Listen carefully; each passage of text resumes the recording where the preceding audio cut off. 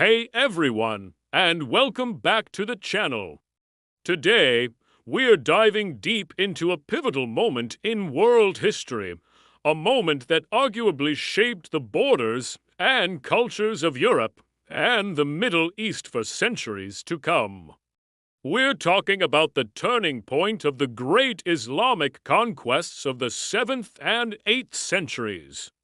Now, when you think of this era, you probably picture a relentless, unstoppable force sweeping out of Arabia, conquering vast swathes of the Byzantine and Persian empires.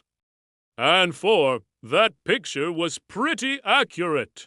From the deserts of the Arabian Peninsula, the armies of the Rashidun and later the Umayyad Caliphate expanded at a speed that was, frankly, mind-boggling. They took Egypt, Syria, Persia, North Africa, and even crossed the Strait of Gibraltar into Spain. It seemed like nothing could stop them. Their momentum was incredible. But history is rarely a straight line.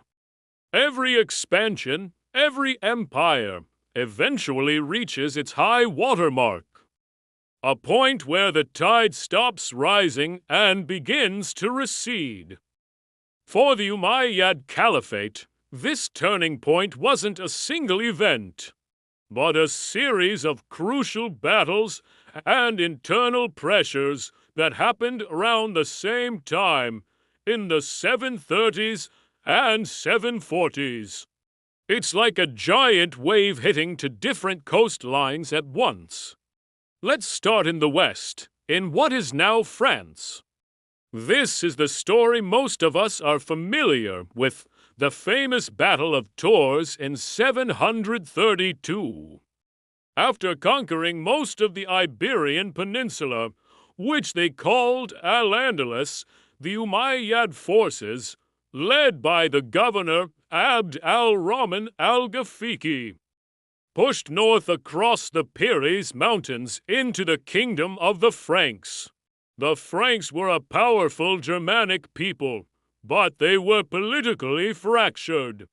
Their kingdom was ruled by the Merovingian dynasty, but the real power lay with a figure called the Mayor of the Palace. At this time, that man was Charles, later known as Charles Martel, or Charles the Hammer. The invading army was a formidable force, having sacked the wealthy city of Bordeaux and continuing its push northward, likely towards the rich abbey of Saint Martin in Tours. They were seasoned, confident, and had a string of victories behind them. The Frankish army, led by Charles, was mostly infantry. They were tough, disciplined, but on paper, they might have looked like the underdogs against the famed Umayyad cavalry. Charles Martel was a brilliant strategist. He knew he couldn't beat the Umayyad cavalry in an open-field charge. So, he chose his ground carefully. He positioned his army on a wooded hill, forcing the Umayyad cavalry to charge uphill, breaking their momentum and funneling them into his tight infantry formations.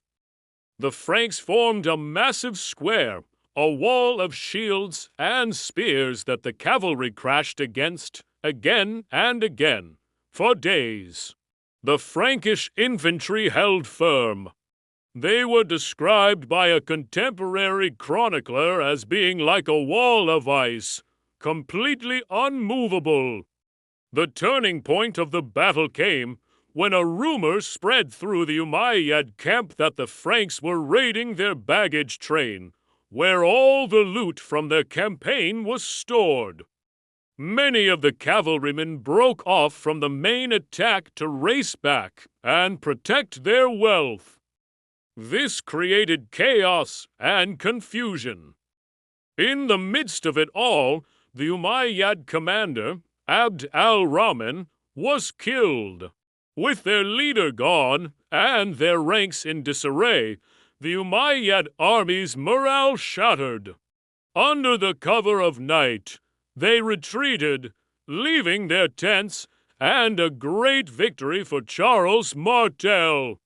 Now, it's crucial to understand what Tours meant.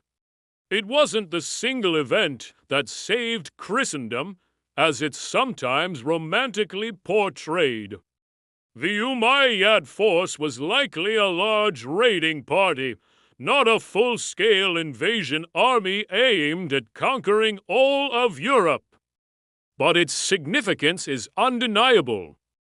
It marked the definitive end of the major Arab-Muslim advance north of the Pyrenees. Charles Martel's victory secured the Frankish kingdom, which his grandson, Charlemagne, would forge into the Carolingian Empire, the foundation of medieval Western Europe. It sent a clear message: the advance into Western Europe was over. But while Charles the Hammer was swinging his hammer in France, something equally, if not more, significant was happening thousands of miles away, on the other side of the Caliphate. Let's travel east to Anatolia, modern-day Turkey. Here, the Umayyads were locked in a decades-long struggle with their other great rival, the Byzantine Empire, the eastern remnant of the Roman Empire. The ultimate prize for the Caliphate was the legendary city of Constantinople, the Byzantine capital. They had besieged it twice in massive, costly campaigns, and both times they had failed spectacularly. The city's legendary walls and the Byzantine secret weapon, a terrifying naval flamethrower known as Greek fire, had proven unbeatable. But the Umayyads didn't give up. They continued to launch annual raids, or razzias, deep into Byzantine territory, weakening the empire and probing for weaknesses. By the 730s, they were preparing for another massive push. In 740, a huge Umayyad army, reportedly numbering around 90,000 men, split into three forces to invade Anatolia. This time, the Byzantine emperor was Leo III, also known as Leo the Isaurian. He was a seasoned military commander who had risen through the ranks and had overseen the defense of Constantinople during the Second Great Siege. He was not about to let the Umayyads run wild in his backyard. Leo intercepted one of the main Umayyad columns near the city of Akroinon. Unlike Charles Martel, who relied on defensive infantry, Leo took the fight to the enemy. He led a surprise attack, catching the Umayyad army completely off guard. The Byzantines routed them. Both of the Arab commanders were killed in the battle, and a huge portion of their army was destroyed. The remnants were pursued and harried all the way back to Syria. The Battle of Akroinon was a catastrophe for the Umayyads. It wasn't just a failed raid, it was the destruction of a significant portion of their best Syrian-based armies, the very core of the Caliphate's military power. For the Byzantines, it was a monumental victory. It boosted their morale immensely and allowed them to finally go on the offensive after a century of being on the defensive. Akroinon effectively shattered the Umayyads' offensive capabilities on their eastern front and marked the beginning of a Byzantine resurgence.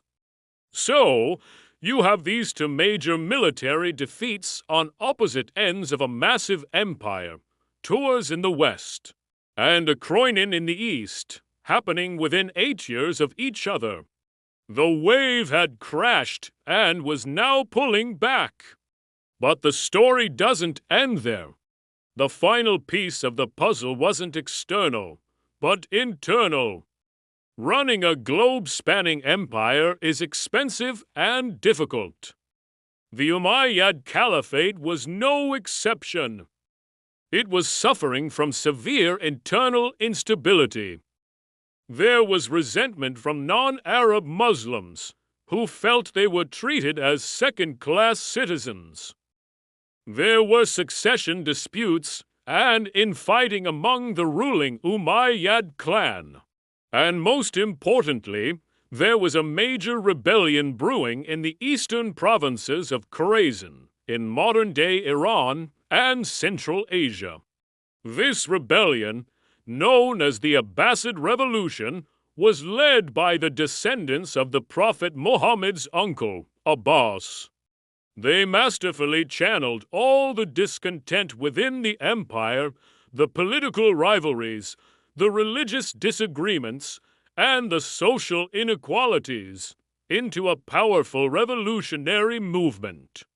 The massive military losses at places like Khorasan had severely weakened the Umayyad regime's ability to respond to this internal threat. Their best troops were gone. The resources they would have used to suppress the rebellion had been spent on failed foreign campaigns. In 747, the Abbasids raised their black banners in open revolt.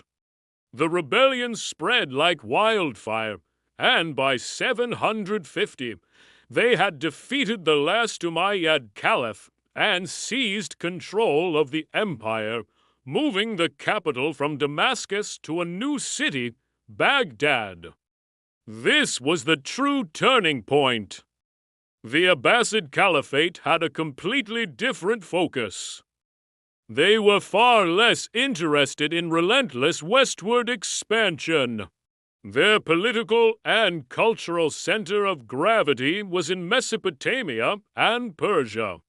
They consolidated their rule, fostered a golden age of science, art, and culture, and focused more on trade and diplomacy than conquest, especially towards Europe. So, when you put it all together, you see it wasn't just one battle.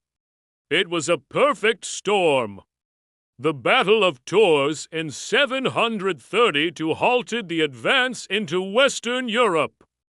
The Battle of Khorasan in 740 broke the back of the Umayyad military machine in the east and saved the Byzantine Empire. And the Abbasid Revolution, which triumphed in 750, fundamentally changed the entire nature and strategic direction of the Islamic Caliphate. Together, these events in the 730s and 740s mark the definitive high watermark of the initial Islamic conquests. The era of explosive, seemingly limitless expansion was over. A new era of consolidation, cultural flourishing, and more defined borders between the Islamic world and Europe had begun. The map of the medieval world, as we know it, was starting to take shape.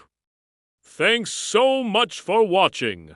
It's a complex piece of history with a lot of moving parts, but it's fascinating to see how events thousands of miles apart can connect to create a major turning point in the human story. If you enjoyed this video, be sure to hit that like button and subscribe for more deep dives into history. Let me know in the comments what other historical turning points you'd like to see covered. See you in the next one.